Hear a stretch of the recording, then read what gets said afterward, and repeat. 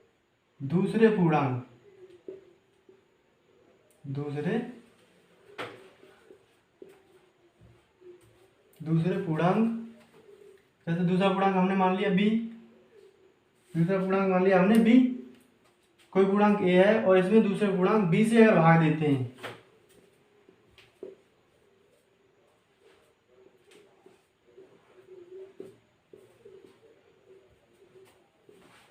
हैं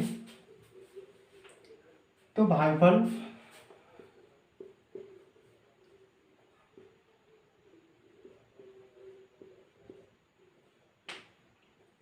q तथा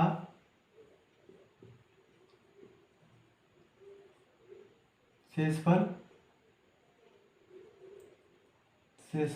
r आता है। लेकिन जरूरी नहीं है कि शेषफल आए, शेषफल 0 भी हो जाता है। और एक चीज और होती है, जैसे हमने a में भाग दिया है, किसमें, a में b का भाग दिया है, a में b का भाग दिया है, मतलब a में b का भाग दिया है, तो जो शेषफल होगा, रिमाइंडर जो होगा, हमेशा इससे छोटा होगा b से 1 अंक। उदाहरण से समझ लेते हैं, जैसे हमने 3 में 2 का भाग दिया, तो शेषफल क्या 2 हो सकता है, शेषफल 2 से 1 कम ही होगा। जैसे 2 का भाग 3 में देंगे तो शेषफल 1 ही तो बचेगा, 2 1 2 और 1 बचा। तो जो शेषफल होगा वो जो नीचे हमारा हर होता है जिससे हम भाग दे रहे हैं उससे 1 कम ही होगा। ठीक है, तो एक उदाहरण और देख लेते हैं। जैसे हमने भाग दिया 5 का भाग दिया 7 में, 5 का भाग दिया हमने 7 में। तो सबसे पहले हमें ये जानना है कि इसको क्या बोलते हैं, इसको क्या बोलते हैं, और जो यहाँ पे आएगा उसे क्या बोलते हैं, ये जानना जरूरी है। तो ये तो हो गया हमारा भाजक, ये क्या हो गया, भाजक। इससे हम इसमें भाग दे रहे हैं, मतलब ये जो था हमारा ये वाला है भाजक, ये क्या है, भाजक। और ये क्या है, भाज्य। जिसमें भाग दिया जाता है वो क्या होता है, भाज्य। और यहाँ पे आएगा भागफल, और भागफल देने के बाद जो नीचे शेष बचता है वो शेष होता है। जैसे इसमें भाग देते हैं 5 का, तो 5 का भाग देंगे 7 में, कितनी बार जाएगा, 1 बार, 5 एकम 5, 7 में से 5 घटा लो, कितने बचे, 2। तो ये हो गया हमारा शेषफल।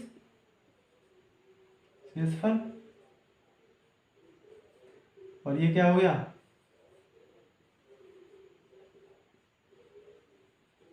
भागफल।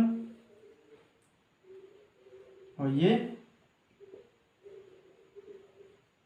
भाजक, और ये भाज्य। तो इस तरह से ये थ्योरम क्या बताती है हमें, यहाँ से निकालते हैं। जैसे यहाँ पे हमारा पूर्णांक a था और दूसरा पूर्णांक b था, तो जब हमने a में b का भाग दिया तो यहाँ से ये थ्योरम निकली थी, a बराबर BQ प्लस r। मतलब जिसमें हम भाग देते हैं, जिसमें हम भाग देते हैं वो भाग देने वाले और भागफल के गुणनफल तथा शेषफल के योग के बराबर होगी। शेषफल को जोड़ेंगे और भागफल, शेषफल को जोड़ेंगे और भागफल का और इसका गुणा करेंगे, भाजक का, भाजक और भागफल का गुणा करेंगे और शेषफल को जोड़ देंगे, तो ये भाज्य के बराबर हो जाएगी। जैसे हम इसको देख लेते हैं, हमने 5 का भाग 5 में भाग दिया था, हम 5 का भाग दिया था 7 में, तो यहाँ पे भाजक है हमारा 5। तो देख लेते हैं, इसको लगा के बता दूँ एक बार इसे, या फिर यहाँ पे लिख लेते हैं। जैसे फॉर्मूला लिख दिया मैंने, ये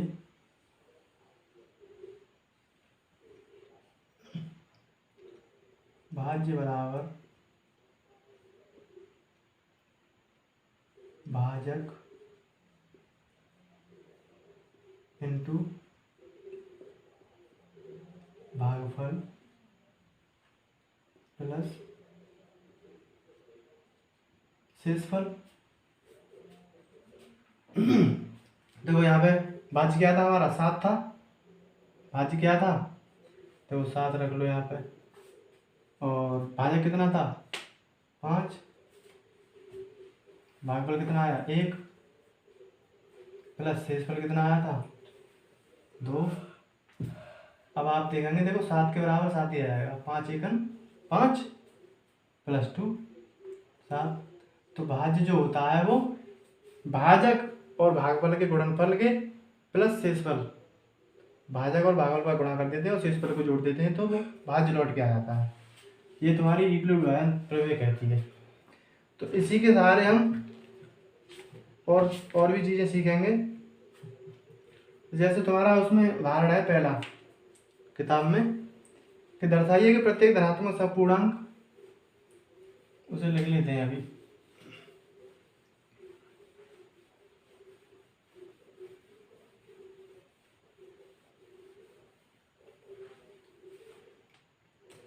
एक बार और देख लेते हैं, कन्फ्यूजन ना हो आपको।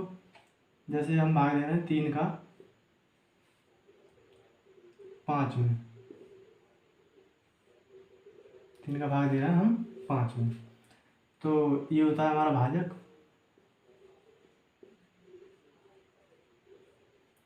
और ये होता है हमारा भाज्य। और 3 का भाग 5 में कितनी बार जाएगा, 1 बार।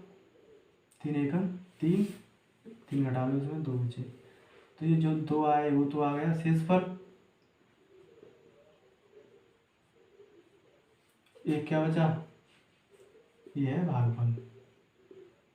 तो कहने का मतलब ये है कि भाज्य हमारा 5 है, जो 5 होगा वो भाजक और भागफल के गुणनफल यानी 3 गुणा 1 और प्लस शेषफल 2 इसके बराबर होगा। सॉल्व कर लो इसे।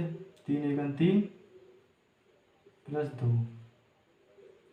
5, तो ये 5 के बराबर देखो 5 आ गया। ये है तुम्हारी यूक्लिड विभाजन प्रमेय का। जैसे तुम्हारा उसमें उदाहरण है एक, किताब में पहला उदाहरण दिया है उसमें, तो हम इसमें उदाहरण भी कवर करते चलेंगे और प्रश्नावली, उदाहरण और प्रश्नावली दोनों को करेंगे। दर्शाइए कि प्रत्येक धनात्मक सपूर्णांक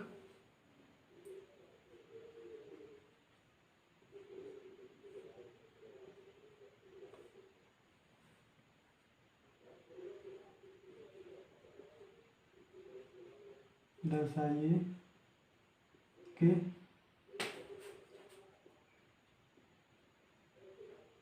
प्रत्येक धनात्मक समपूर्णांक दर्शाइए कि प्रत्येक धनात्मक समपूर्णांक 2q के रूप का होता है तथा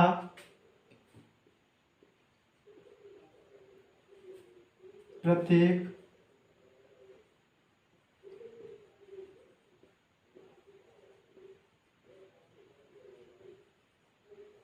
धनात्मक ऋण पूर्णांक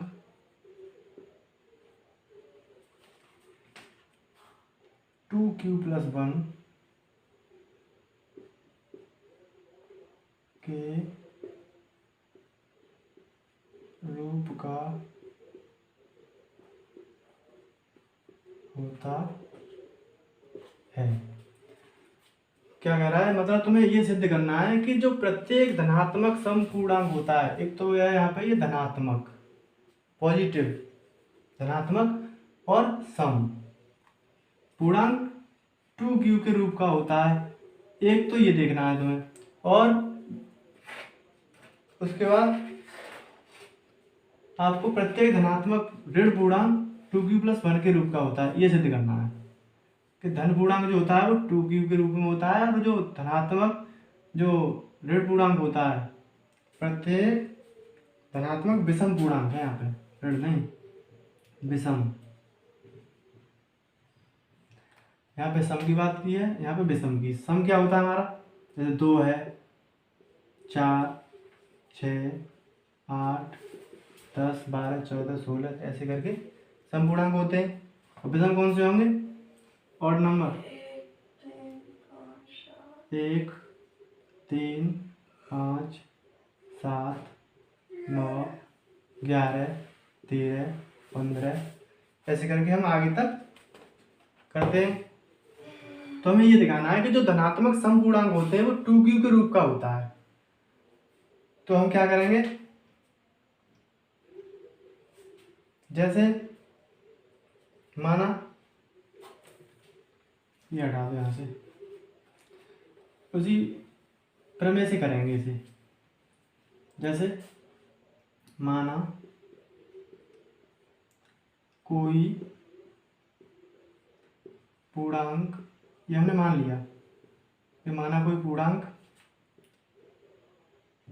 ए है, क्या है, माना कोई पूर्णांक ए है तथा दूसरा पूर्णांक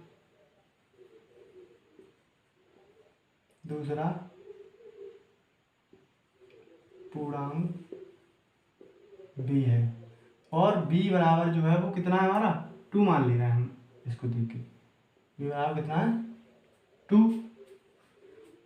माना कोई पूर्णांक ए है और दूसरा पूर्णांक बी बराबर 2 है, ये हमने मान लिया, ठीक है।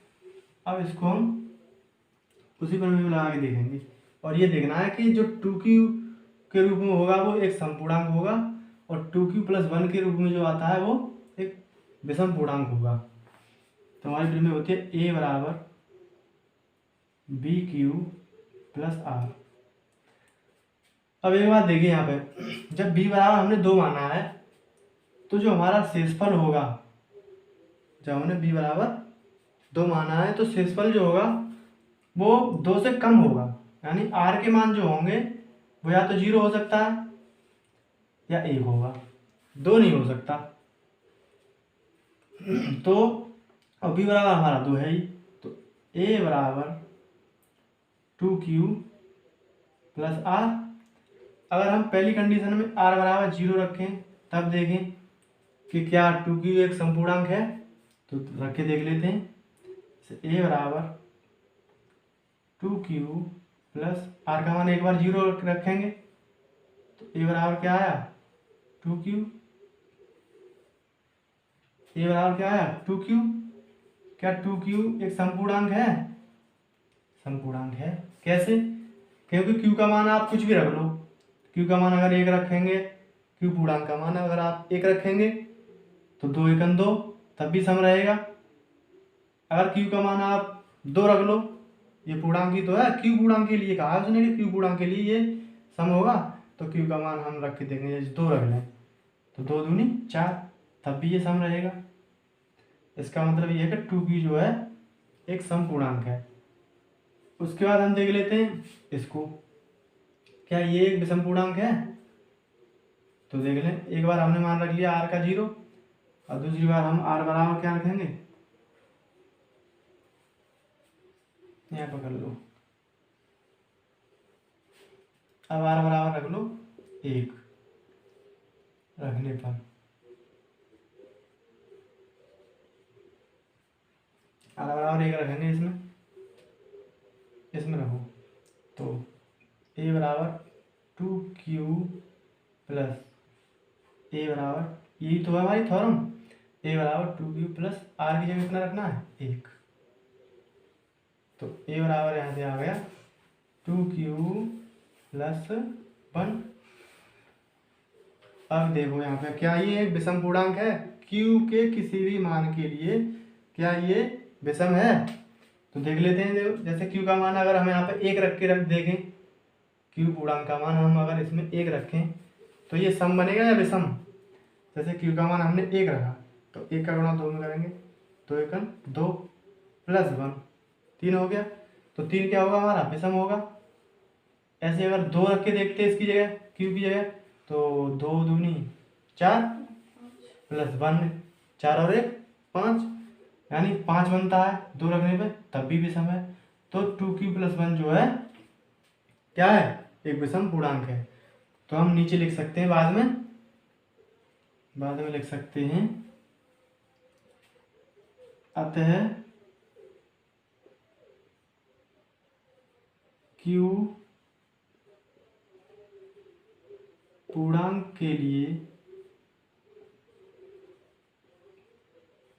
अतः q पूर्णांक के लिए 2q एक समपूर्णांक है।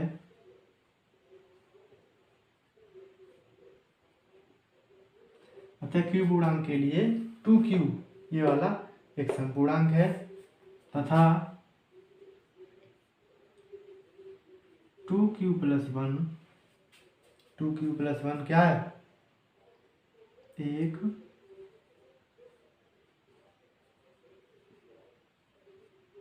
विषम पूर्णांक है।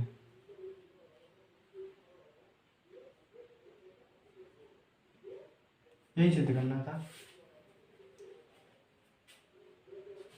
एक उदाहरण और कर लेते हैं, समझ में आया? एक और कर लेते हैं।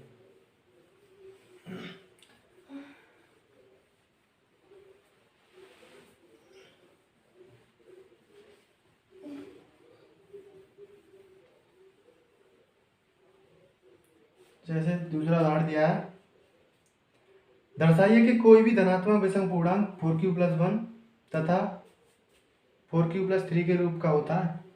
दर्शाइए कि कोई भी धनात्मक विषम पूर्णांक।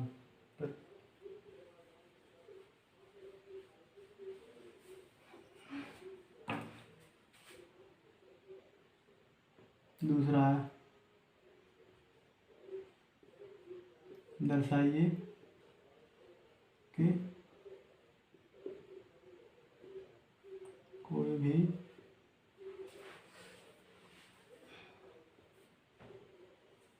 धनात्मक विषम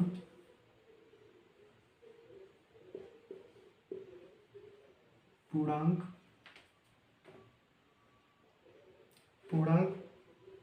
4q + 1 के रूप का होता है, तथा 2 दिए हैं इसमें, आपकी इस बार इसमें 2 दिए हैं के रूप का। ये कह रहा है, दर्शाइए कि कोई भी धनात्मक विषम पूर्णांक 4q + 1 तथा 4q + 3 के रूप के होते हैं। आपको ये पता करना है, ये सिद्ध करना है कि ये जो 4q + 1 है, 4q + 3 है, क्या q के किसी मान के लिए विषम पूर्णांक है? तो हमारी प्रमेय होती है a = bq + r, ये तो होती है। तो माना कोई पूर्णांक a है,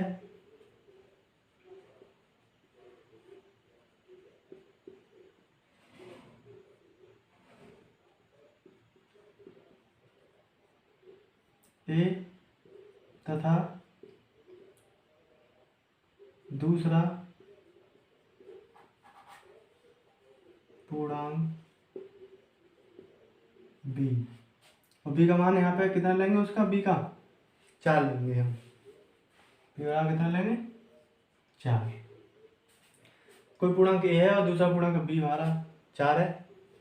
तो जब b 4 है तो हम देखेंगे r की वैल्यू क्या क्या हो सकती है। जब b 4 है तो किसी भी संख्या में जब हम 4 का भाग देंगे तो जो रिमाइंडर होगा वो 4 से कम ही तो होगा। तो कुछ भी हो सकता है, जैसे r = 0 1 2 3। आर बराबर 0 भी हो सकता है, 1 भी हो सकता है, 2 भी हो सकता है, 3 भी हो सकता है, 4 नहीं हो सकता। तो हमें से देखना है कि ये 4q+1 और 4q+3 ये विषम पूर्णांक है या नहीं है। तो हम एक एक स्थिति करके देखेंगे। मतलब एक बार r बराबर 0 रखेंगे, फिर r बराबर 1 रखेंगे, फिर r बराबर 2 रखेंगे इसी वाले फॉर्मूले में। तो एक एक करके रखते हैं। जैसे फर्स्ट r बराबर 0 पहली कंडीशन में तो रखते हैं, और b की जगह तो 4 है ही, तो a बराबर b की जगह कितना माना हमने 4q प्लस r बराबर क्या कहा है मैंने, एक बार 0 रखेंगे। तो यहाँ से a बराबर निकल के आया 4q। क्या ये एक विषम पूर्णांक है? a बराबर 4q, क्या ये एक विषम पूर्णांक है? नहीं हो सकता। क्यों नहीं हो सकता? क्योंकि q का मान अगर हम अभी एक मान के चलें, इस पूर्णांक q का मान 1 गुणा 4 करेंगे, 4 एकन 4, तो 4 तो सम पूर्णांक होता है, तो ये विषम पूर्णांक नहीं है। दूसरी स्थिति में r बराबर क्या रख के चलेंगे 1। ठीक है, ये पहली कंडीशन थी, और दूसरी कंडीशन में हमने रखा r बराबर 1, तो रख दो इसमें। तो यह a बराबर जैसे ये था 4q प्लस r की जगह कितना रखना है अभी, इस बार कितना रखना 1, ये रख दिया 1। तो a बराबर 4q प्लस 1 बन गया। क्या ये एक विषम पूर्णांक है? देख लेते हैं। हाँ, विषम पूर्णांक है। क्यों है? q के किसी भी मान के लिए आप देख लीजिए ये विषम है। अगर q का मान आप 1 लेंगे तो 1 का गुणा 4 करेंगे 4 और 1 5। अगर q का मान 2 रखेंगे, q का मान यहाँ पे 2 रख के देख लो, 2 इंटू 4 8 हो गए, 2 गुणा 4 8 हो गए, प्लस 1 8 प्लस 1 9, तो 9 आ रहा है तब तो ये विषम होगा। इसका मतलब ये है कि 4q+1 एक विषम पूर्णांक है q के किसी भी मान के लिए। ठीक है, एक और देखते हैं। r बराबर 2 रखेंगे, अब r बराबर 2 रखते हैं। तीसरी कंडीशन में r बराबर 2 रखने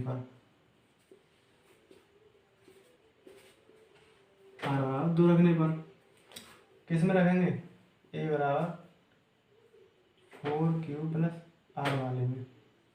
a बराबर 4q प्लस r की जगह कितना रखना है 2। अब देखिए a बराबर 4q+2 आ गया। क्या ये विषम है या फिर सम पूर्णांक है? तो देखते हैं, ये एक सम बन रहा है क्योंकि q का मान कुछ भी रखेंगे आप, जैसे 1 रखेंगे तो 1 चौका 4 प्लस 2 6, 4 एकन 4 और 4 में 2 जोड़ेंगे तो 6, तो 6 तो एक सम संख्या होती है। तो 4q+2 जो होगा वो सम पूर्णांक होगा। और इसमें बोला गया है कि 4q+1 और 4q+3 विषम पूर्णांक होंगे। तो एक तो सिद्ध हो गया, एक और रह गया अभी हमारा 4q+3 वाला। तो चौथी कंडीशन में हम रखेंगे r का मान कितना 3, और यहाँ से हो जाएगा a बराबर 4q प्लस r का मान कितना रखना है तीसरी कंडीशन में 3। क्या ये एक विषम पूर्णांक है? ये विषम पूर्णांक हो जाएगा। q का मान रख के देख लो आप कुछ भी, और देख लो विषम संख्या आती है या नहीं आती। q का मान हमने जैसे a बराबर q का मान हमने रखा 1, 4 गुणा 1 प्लस 3, तो कितना आएगा 4 एकन 4 प्लस 3 बराबर 7 बराबर 7। तो 7 सम संख्या है विषम संख्या है? विषम। तो यहाँ से सिद्ध हो गया कि 4q+3 और 4q+1 ये विषम पूर्णांक होंगे q के किसी भी मान के लिए, और ये नहीं होगा 4q, ये एक सम निकल आया और ये भी सम था, तो सिद्ध हो गया ये। तो आज के लिए इतना ही, फिर मिलते हैं अगली वीडियो में। अगर वीडियो पसंद आई हो तो वीडियो को लाइक शेयर और हमारे चैनल को सब्सक्राइब करें। Thank you.